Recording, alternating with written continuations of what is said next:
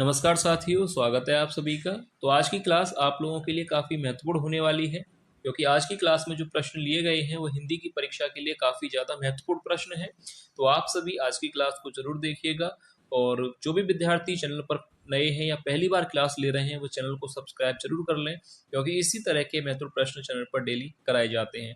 तो चलिए आज की क्लास को शुरू करते हैं और देखते हैं पहला प्रश्न। तो देखिए, पहला प्रश्न है, राजभाषा आयोग का गठन किस वर्ष हुआ? तो आपको बताना है कि राजभाषा आयोग का गठन किस वर्ष हुआ था। तो यहाँ पर ऑप्शन सी सही हो जाएगा। 7 जून 1955 में राजभाषा आयोग का गठन किया गया था। ध्यान से देख लीजिएगा, क्योंकि यहाँ पर तारीख में गड़बड़ी हो जाती है। 5, 9, 7, 18 दे रखा है, तो यहाँ पर राइट आंसर हो जाएगा 7 जून 1955 को राजभाषा आयोग का गठन किया गया था। अब इसके बाद देखिए नेक्स्ट क्वेश्चन देखते हैं। निम्नलिखित रचनाकारों का सही अनुक्रम है। तो देखिए, इसी तरह के प्रश्न आपसे परीक्षा में पूछे जाएंगे। निम्नलिखित रचनाकारों का सही अनुक्रम आपको बताना है। ऑप्शन दिए गए हैं जयशंकर प्रसाद, सुमित्रा नंदन पंत, सूर्यकांत त्रिपाठी निराला और महादेवी वर्मा। आप जन्म वर्ष के आधार पर भी इस प्रश्न को कर सकते हैं। तो देखिए, जयशंकर प्रसाद का जन्म मैं आपको बता दूं कब हुआ था, 1889 में। इसके बाद अगर बात की जाए सूर्यकांत त्रिपाठी निराला की, तो 1899 में उनका जन्म हुआ था। सुमित्रा नंदन पंत की बात की जाए तो सन 1900 में उनका जन्म हुआ था। और महादेवी वर्मा जी का जो जन्म है सन 1907 में हुआ था। तो इस प्रश्न का जो सही उत्तर हो जाएगा ऑप्शन सी। जयशंकर प्रसाद का जन्म 1889, निराला जी का 1899, पंत जी का 1900 और महादेवी वर्मा का 1907। तो इस प्रश्न का सही उत्तर हो जाएगा ऑप्शन सी। अब इसके बाद देखिए नेक्स्ट क्वेश्चन देखते हैं। अखिल भारतीय हिंदी संस्था संघ की स्थापना किसने की थी? अखिल भारतीय हिंदी संस्था संघ की स्थापना किसने की थी? परीक्षा के लिए इंपोर्टेंट प्रश्न है। विकल्प देखिए, महाराष्ट्र सरकार ने, मध्य प्रदेश सरकार ने, भारत सरकार ने या आंध्र प्रदेश सरकार ने। तो देखिए, अखिल भारतीय हिंदी संस्था संघ की जो स्थापना की थी भारत सरकार ने की थी। तो ऑप्शन यहाँ पर सी सही हो जाएगा। ठीक है, याद रखिएगा, अखिल भारतीय हिंदी संस्था संघ की स्थापना भारत सरकार के द्वारा की गई थी। अब इसके बाद देखिए नेक्स्ट क्वेश्चन देखते हैं। अमृतलाल नागर ने किस उपन्यास में बूंद को व्यष्टि और समुद्र को समष्टि के रूप में प्रस्तुत किया है? विकल्प दिए गए हैं, पत्थर अलपत्थर, बूंद और समुद्र, टूटा टी सेट या विश्वास का बल। तो देखिए, अमृतलाल नागर जी ने किस उपन्यास में बूंद को व्यष्टि और समुद्र को समष्टि के रूप में प्रस्तुत किया है? तो इस प्रश्न का सही उत्तर हो जाएगा ऑप्शन बी, बूंद और समुद्र। इस रचना के, इस उपन्यास के लेखक अमृतलाल नागर जी हैं, याद रखिएगा। और इस प्रश्न का भी सही उत्तर ऑप्शन बी हो जाएगा। ये भी प्रश्न आपकी परीक्षा के लिए काफी महत्वपूर्ण प्रश्न है। अब इसके बाद देखिए नेक्स्ट क्वेश्चन देखते हैं। रसिक संप्रदाय के प्रवर्तक हैं। तो देखिए, ये भी प्रश्न काफी महत्वपूर्ण प्रश्न है आपकी परीक्षा के लिए कि रसिक संप्रदाय के प्रवर्तक कौन है? रामचरण दास हैं, हित हरिवंश, जीवाराम या अग्रदास। तो ध्यान से देख लीजिएगा, रसिक संप्रदाय के प्रवर्तक हैं अग्रदास। ऑप्शन डी यहाँ पर सही आंसर होगा। रसिक संप्रदाय के प्रवर्तक या संस्थापक आपसे पूछा जाए तो क्या आंसर होगा? अग्रदास। ठीक है, ध्यान से देख लीजिए। अब इसके बाद नेक्स्ट क्वेश्चन देखते हैं। ज्ञान बोध के रचनाकार हैं। तो आपको बताना है कि ज्ञान बोध कृति या रचना के लेखक कौन है? कबीरदास हैं, दादू हैं, मलुकदास या श्रीचंद। तो देखिए, ज्ञान बोध रचना को किसने लिखा है? तो यहाँ पर इस प्रश्न का सही उत्तर हो जाएगा मलुकदास ने। ज्ञान बोध के लेखक आपसे पूछा जाए तो राइट आंसर होगा मलुकदास, ज्ञान बोध कृति रचना के लेखक हैं। अब इसके बाद नेक्स्ट क्वेश्चन देखते हैं। हिंदी साहित्य सम्मेलन के प्रथम अध्यक्ष कौन थे? तो आपको बताना है कि हिंदी साहित्य सम्मेलन के पहले अध्यक्ष कौन थे? शुक्ल जी थे, मदन मोहन मालवीय, श्याम सुंदर दास या हजारी प्रसाद द्विवेदी। तो देखिए, ये भी प्रश्न आपकी परीक्षा के लिए काफी महत्वपूर्ण प्रश्न है। हिंदी साहित्य सम्मेलन के पहले अध्यक्ष, तो देखिए इस प्रश्न का सही उत्तर हो जाएगा ऑप्शन बी, मदन मोहन मालवीय इस प्रश्न का सही आंसर होगा, जो कि हिंदी साहित्य सम्मेलन के पहले अध्यक्ष थे। ठीक है, ऐसे ही प्रश्न आपसे परीक्षा में पूछे जाएंगे। और मैंने वीडियो के स्टार्टिंग में ही आपसे कहा था कि आज के जो प्रश्न है वो हिंदी की सभी परीक्षाओं के लिए काफी उपयोगी हैं, तो आप लोग एंड तक जरूर देखिएगा। अब इसके बाद देखिए नेक्स्ट क्वेश्चन देखते हैं। भारतीय पुनर्जागरण का जन्मदाता माना जाता है। आचार्य रामचंद्र शुक्ल को, मदन मोहन मालवीय, राजा राम मोहन राय, भारतेंदु हरिश्चंद्र। तो देखिए भारतीय पुनर्जागरण का जन्मदाता किसे माना जाता है? सरल प्रश्न है, यहाँ पर सही हो जाएगा ऑप्शन सी, राजा राम मोहन राय को। ठीक है, याद रखिएगा भारतीय पुनर्जागरण का जन्मदाता किसे माना जाता है? राजा राम मोहन राय जी को। अब इसके बाद देखिए नेक्स्ट क्वेश्चन देखते हैं। गांधी जी का असहयोग आंदोलन एवं रॉलेट एक्ट किस नाटक का विषय बनाया गया था? ऑप्शंस दिए गए हैं, सन्यासी, शिखर स्वामी, सिंदूर की होली या चंद्रगुप्त। तो आपको बताना है कि किस नाटक का विषय असहयोग आंदोलन एवं रॉलेट एक्ट है। तो यहाँ पर इस प्रश्न का सही उत्तर क्या होगा? ये भी प्रश्न आपकी परीक्षा के लिए काफी महत्वपूर्ण है। तो इस प्रश्न का सही उत्तर हो जाएगा ऑप्शन ए, सन्यासी नाटक का जो विषय है वह है असहयोग आंदोलन एवं रॉलेट एक्ट। तो ऑप्शन ए यहाँ पर सही आंसर होगा। अब इसके बाद देखिए नेक्स्ट क्वेश्चन देखते हैं। किस नाटक में कर्णावती ने हुमायूं को राखी बांधकर अपना भाई बनाया था? ऑप्शंस दिए गए हैं, राजयोग, मुक्ति का रहस्य, सिंदूर की होली या रक्षाबंधन। तो देखिए कर्णावती ने हुमायूं को राखी बांधकर अपना भाई बनाया था, तो ये जो है किस नाटक में प्रस्तुत किया गया था? रक्षाबंधन। ऑप्शन डी यहाँ पर राइट आंसर हो जाएगा। सरल प्रश्न है कि किस नाटक में कर्णावती ने हुमायूं को राखी बांधकर अपना भाई बनाया था? तो ऑप्शन डी, रक्षाबंधन। अब इसके बाद देखिए नेक्स्ट क्वेश्चन देखते हैं। दक्षिण भारत हिंदी समिति की स्थापना किस वर्ष हुई? ये भी प्रश्न आपकी परीक्षा के लिए काफी इंपोर्टेंट प्रश्न है कि दक्षिण भारत हिंदी समिति की स्थापना किस वर्ष में की गई थी? 1917 में, 1919, 18 या 1916 में? तो इस प्रश्न का सही उत्तर हो जाएगा ऑप्शन सी, 1918। दक्षिण भारत हिंदी समिति की स्थापना कब की गई थी, किस वर्ष में की गई थी? 1918 में। याद रखिएगा ऑप्शन सी इस प्रश्न का सही उत्तर हो जाएगा। अब इसके बाद नेक्स्ट क्वेश्चन देखते हैं। भारतेंदु के अनुसार हिंदी नई चाल में कब ढली? 1857, 1860, 1880 या 1873? तो भारतेंदु जी के अनुसार हिंदी नई चाल में कब ढली? तो यहाँ पर ऑप्शन डी सही हो जाएगा, 1873 में। याद रखिएगा यहाँ पर ऑप्शन डी 1873 में। यह भारतेंदु जी का ही कथन है। इस तरह से भी परीक्षा में आपसे पूछा जा सकता है कि सन 1873 में हिंदी नई चाल में ढली, किसका कथन है? दोनों तरह से प्रश्न आ सकता है। जैसे एक प्रश्न तो यह है कि भारतेंदु के अनुसार हिंदी नई चाल में कब ढली, यानी वर्ष पूछा गया है। एक इस तरह से पूछा जाएगा कि 1873 में हिंदी नई चाल में ढली, यह कथन किसका है? तो अगर इस तरह से पूछा जाए तो भारतेंदु हरिश्चंद्र, अगर इस तरह से पूछा जाए वर्ष देकर पूछा जाए तो 1873। ठीक है, तो याद रखिएगा। अब इसके बाद देखिए नेक्स्ट क्वेश्चन देखते हैं। राष्ट्रभाषा प्रचार समिति की स्थापना किस वर्ष में हुई थी? 1936, 1935, 1925 या 1940? तो राष्ट्रभाषा प्रचार समिति की स्थापना किस वर्ष में हुई थी? तो इस प्रश्न का सही उत्तर होगा, पहला ही विकल्प सही हो जाएगा, 1936 में। राष्ट्रभाषा प्रचार समिति की स्थापना 1936 में हुई थी। याद रखिएगा, ऐसे ही प्रश्न जो है परीक्षा के लिए काफी महत्वपूर्ण होते हैं और हिंदी की परीक्षा में ऐसे ही प्रश्न आने के चांसेस काफी होते हैं। राष्ट्रभाषा प्रचार समिति की स्थापना आपसे पूछा जाए कि किस वर्ष में हुई थी, तो 1936 में।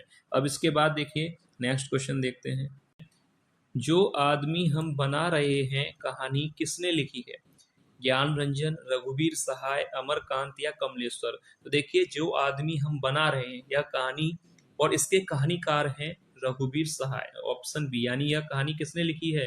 जो आदमी हम बना रहे हैं, ये जो कहानी है इस कहानी के जो कहानीकार हैं रघुवीर सहाय के द्वारा यह कहानी लिखी गई है। ऑप्शन बी राइट आंसर हो जाएगा। अब इसके बाद अगला प्रश्न देखते हैं। सदी का सबसे बड़ा आदमी कहानी किसने लिखी है? देखिए इस कहानी के कहानीकार आपको बताना है कौन है। काशीनाथ सिंह है, महेंद्र बल्ला, सानी या कमलेश्वर? तो देखिए सदी का सबसे बड़ा आदमी, यह कहानी लिखने वाले जो कहानीकार हैं काशीनाथ सिंह हैं। ऑप्शन पहला यहाँ पर सही हो जाएगा। ठीक है, ध्यान से देख लीजिए, सदी का सबसे बड़ा आदमी कहानी के जो कहानीकार हैं काशीनाथ सिंह। ऑप्शन पहला ही सही होगा। अब इसके बाद अगला प्रश्न देखते हैं। लोग हाशिए पर कहानी के लेखक हैं, तो आपको बताना है कि लोग हाशिए पर कहानी के कहानीकार कौन है? कमलेश्वर के द्वारा लिखी गई है कहानी या श्रीलाल शुक्ल, अखिलेश या धीरेन्द्र अस्थाना? तो देखिए इस प्रश्न का सही आंसर हो जाएगा लोग हाशिए पर कहानी लिखने वाले जो कहानीकार हैं वह हैं धीरेन्द्र अस्थाना। ऑप्शन डी यहाँ पर राइट आंसर हो जाएगा। लोग हाशिए पर कहानी किसने लिखी है? धीरेन्द्र अस्थाना ने। अब इसके बाद नेक्स्ट क्वेश्चन देखते हैं। दरियाई घोड़ा कहानी के लेखक हैं उदय प्रकाश, ज्ञान प्रकाश, शिवानी या शिव प्रसाद सिंह। तो देखिए दरियाई घोड़ा कहानी किसने लिखी है? तो इस प्रश्न का सही उत्तर हो जाएगा उदय प्रकाश। पहला ही ऑप्शन यहाँ पर सही आंसर होगा। उदय प्रकाश जी के द्वारा यह कहानी लिखी गई है दरियाई घोड़ा। और ये हो सकता है आपसे परीक्षा में पूछा जाए कि दरियाई घोड़ा कहानी के कहानीकार का नाम बताइए, तो क्या होगा? उदय प्रकाश। अब इसके बाद अगला प्रश्न देखते हैं। हिंदी राजभाषा होगी यह निर्णय कब हुआ? 14 सितंबर 1951 में, या 1952, 1949 या 1948? तो देखिए सरल प्रश्न है, हिंदी राजभाषा होगी यह निर्णय कब लिया गया? यह निर्णय कब हुआ था? 14 सितंबर 1949 को। ऑप्शन सी यहाँ पर सही हो जाएगा। 14 सितंबर 1949 को हिंदी को राजभाषा घोषित किया गया था और इसी दिन हिंदी दिवस मनाया जाता है, आपको पता होगा। हिंदी राजभाषा होगी यह निर्णय कब हुआ? 14 सितंबर 1949 को। अब इसके बाद अगला प्रश्न देखते हैं। अनुच्छेद 344 के पालन हेतु राष्ट्रपति द्वारा 1955 में राजभाषा हेतु किसकी अध्यक्षता में आयोग गठित किया गया था? तो देखिए ऐसे ही प्रश्न आपसे परीक्षा में पूछे जाएंगे। हिंदी की सभी परीक्षाओं के लिए काफ़ी महत्वपूर्ण है, चाहे वो टीजीटी की परीक्षा हो, चाहे पीजीटी की, चाहे नेट की परीक्षा हो, हर परीक्षा के लिए काफ़ी महत्वपूर्ण प्रश्न है। तो देखिए इस प्रश्न का सही आंसर क्या होगा? तो राइट आंसर ध्यान से देख लीजिएगा, ऑप्शन डी बाल गंगाधर। ठीक है, बाल गंगाधर खैर यहाँ पर राइट आंसर हो जाएगा। इनका पूरा नाम बाल गंगाधर खैर, बीजी खैर शॉर्ट में आता है। जब पेपर में आता है तो वहाँ पर ऑप्शन शॉर्ट में भी दे दिया जाता है बीजी खैर लिखकर, तो याद रखिएगा बाल गंगाधर खैर। ठीक है, किसकी अध्यक्षता में आयोग गठित किया गया था? बीजी खैर यानी बाल गंगाधर खैर। और आयोग का गठन कब हुआ था? 1955 में। ठीक है, इस प्रश्न को अच्छी तरह से समझ लीजिए। आयोग का गठन हुआ था बीजी खैर की अध्यक्षता में सन 1955 में। अब इसके बाद देखिए नेक्स्ट क्वेश्चन देखते हैं।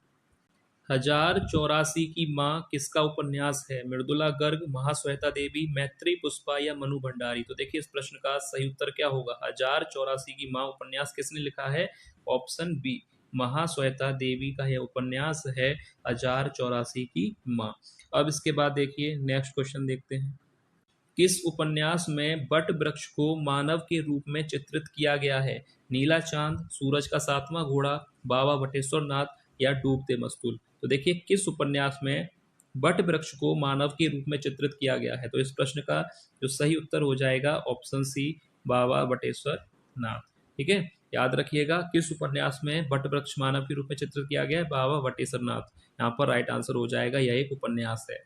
अब इसके बाद देखिए नेक्स्ट क्वेश्चन देखते हैं। शकुंतला की अंगूठी के नाटककार हैं सुरेंद्र वर्मा, रमेश बख्शी, प्रभाकर शर्मा या शंकर शेष? तो देखिए शकुंतला की अंगूठी, इस नाटक को लिखने वाले नाटककार हैं सुरेंद्र वर्मा जी। ऑप्शन पहला ही यहाँ पर सही हो जाएगा। शकुंतला की अंगूठी नाटक को किसने लिखा है? सुरेंद्र वर्मा ने। अब इसके बाद नेक्स्ट क्वेश्चन देखते हैं। 55 खंबे लाल दीवारें के लेखक हैं मनु भंडारी, ममता कालिया, कृष्णा सोबती या ऊषा प्रियवंदा?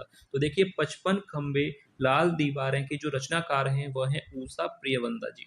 ऑप्शन डी यहाँ पर राइट आंसर हो जाएगा। ध्यान से देख लीजिए, 55 खंबे लाल दीवारें रचना के जो लेखिका हैं वह है ऊषा प्रियवंदा। तो यहाँ पर राइट आंसर हो जाएगा ऑप्शन डी। अब इसके बाद देखिए नेक्स्ट क्वेश्चन देखते हैं। आंसू काव्य किस वर्ष प्रकाशित हुआ? 1930 में, 1928, 25 या 1914 में? तो देखिए पहले मैं आपको बता दूं कि आंसू जो है रचना किसकी है? जयशंकर प्रसाद की। जयशंकर प्रसाद एक छायावादी कवि है, छायावाद युग के कवि हैं जयशंकर प्रसाद, उनकी यह रचना है। और इस रचना का जो प्रकाशन है वह 1925 में यह प्रकाशित हुई थी, ये भी याद रखिएगा 1925 में। आंसू रचना जो है जयशंकर प्रसाद लेखक हैं, जयशंकर प्रसाद छायावादी कवि हैं और इस आंसू रचना का जो प्रकाशन है वह सन 1925 ईस्वी में हुआ था। ठीक है, याद रखिएगा। अब इसके बाद नेक्स्ट क्वेश्चन देखते हैं। छायावाद के प्रमुख कवि हैं सूरदास, मीराबाई, मैथिली शरण गुप्त या जयशंकर प्रसाद? तो देखिए छायावाद के प्रमुख कवि कौन हैं? तो यहाँ पर इस प्रश्न का सरल प्रश्न है, राइट आंसर डी हो जाएगा। जयशंकर प्रसाद आप जानते हैं छायावाद के कवि हैं, यहाँ पर राइट आंसर हो जाएगा ऑप्शन डी। अब देखिए आगे प्रश्न देखते हैं। कौरवी का अन्य नाम है खड़ी बोली, हरियाणवी, ब्रजभाषा या बुंदेली? तो देखिए कौरवी को किसी अन्य नाम से भी जाना जाता है, तो वह नाम क्या है? तो यहाँ पर ऑप्शन ए सही हो जाएगा, खड़ी बोली। कौरवी को खड़ी बोली भी कहा जाता है। अब इसके बाद अगला प्रश्न देखते हैं। दोनों ओर प्रेम पलता है, काव्य पंक्ति के रचनाकार आपको बताना है कौन है। दोनों ओर प्रेम पलता है, तो इस काव्य पंक्ति के लेखक कौन है? निराला जी हैं, मैथिली शरण गुप्त हैं, तुलसीदास जी हैं या महादेवी वर्मा है। देखिए इस प्रश्न का सही उत्तर हो जाएगा दोनों ओर प्रेम पलता है। इस काव्य पंक्ति के जो रचनाकार हैं या लेखक हैं तो वह हैं, याद रखिएगा, मैथिली शरण गुप्त। ऑप्शन बी यहाँ पर राइट आंसर हो जाएगा। अब इसके बाद आगे यहाँ पर प्रश्न दिया गया है, बीन भी हूँ मैं तुम्हारी रागनी भी हूँ, काव्य पंक्ति के लेखक आपको बताना है। निराला हैं, मैथिली शरण गुप्त हैं, तुलसीदास हैं या महादेवी वर्मा। तो देखिए बीन भी हूँ मैं और तुम्हारी रागनी भी हूँ, इस काव्य पंक्ति के जो लेखक हैं या लेखिका हैं वह है महादेवी वर्मा। ऑप्शन डी यहाँ पर राइट आंसर हो जाएगा। पंक्ति ध्यान से पढ़ लीजिए कि बीन भी हूँ मैं तुम्हारी रागनी भी हूँ, इस काव्य पंक्ति को लिखने वाली लेखिका है महादेवी वर्मा जी। अब इसके बाद देखिए नेक्स्ट क्वेश्चन देखते हैं। हित सरिस धर्म नहीं भाई, काव्य पंक्ति के लेखक आपको बताना है कि परहित सरिस धर्म नहीं भाई, काव्य पंक्ति जो है किसने लिखी है? निराला जी ने, मैथिली शरण गुप्त ने, तुलसीदास ने या महादेवी वर्मा ने। तो यहाँ पर राइट आंसर हो जाएगा ऑप्शन सी। यह पंक्ति, काव्य पंक्ति किसकी है? तुलसीदास जी द्वारा लिखित है कि परहित सरिस धर्म नहीं भाई। यह काव्य पंक्ति को लिखने वाले लेखक हैं तुलसीदास जी। अब इसके बाद देखिए नेक्स्ट क्वेश्चन देखते हैं। सीलवती सुरेंद्र वर्मा के किस नाटक की पात्र है? सेतुबंध, सूर्य की अंतिम।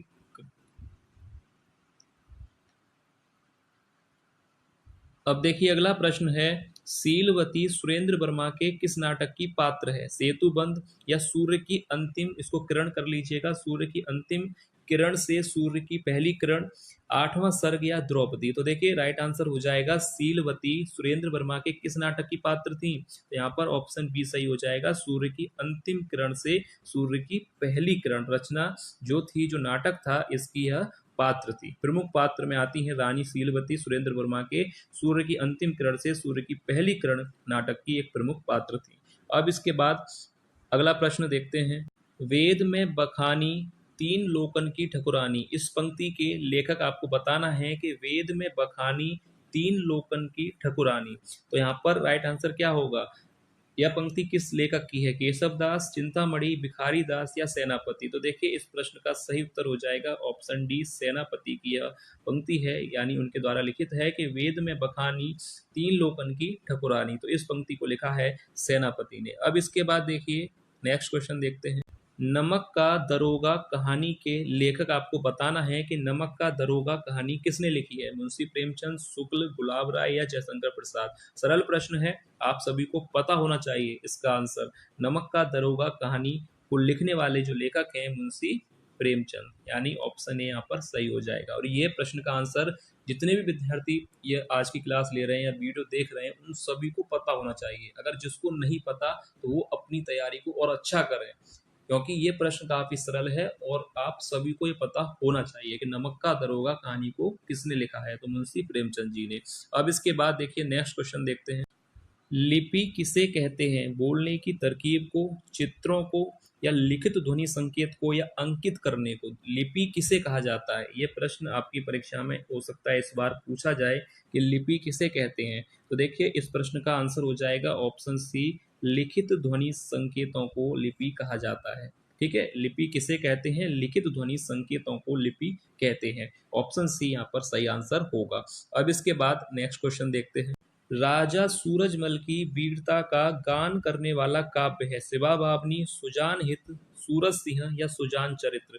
तो देखिए सूरजमल की वीरता का गान करने वाला काव्य है सुजान चरित्र। यहाँ पर ऑप्शन डी राइट आंसर हो जाएगा। ठीक है, राजा सूरजमल की वीरता का गान करने वाला काव्य कौन सा है? सुजान चरित्र। अब इसके बाद देखिए नेक्स्ट क्वेश्चन देखते हैं। लक्ष्मी नारायण मिश्र का पहला नाटक कौन सा है? नाग यज्ञ, सिंदूर की होली, अशोक या चक्रव्यूह। तो लक्ष्मी नारायण मिश्र का पहला नाटक है अशोक। ऑप्शन सी यहाँ पर राइट आंसर हो जाएगा। ठीक है, ध्यान से देख लीजिए, लक्ष्मी नारायण मिश्र जी का पहला नाटक आपको बताना था, तो राइट आंसर होगा अशोक। इनका पहला नाटक है लक्ष्मी नारायण मिश्र जी का। और ये आज की क्लास का अंतिम प्रश्न था। उम्मीद है आपको आज की क्लास पसंद आई होगी और आप सभी विद्यार्थी कमेंट करके बताइएगा कि आपको आज की क्लास कैसी लगी। और जो भी विद्यार्थी क्लास पहली बार ले रहे हैं वो चैनल को सब्सक्राइब जरूर कर लें, क्योंकि ऐसे ही महत्वपूर्ण प्रश्न चैनल पर डेली कराए जाते हैं। तो चलिए मिलते हैं नेक्स्ट क्लास में ऐसे ही और महत्वपूर्ण MCQ के साथ। तब तक के लिए धन्यवाद।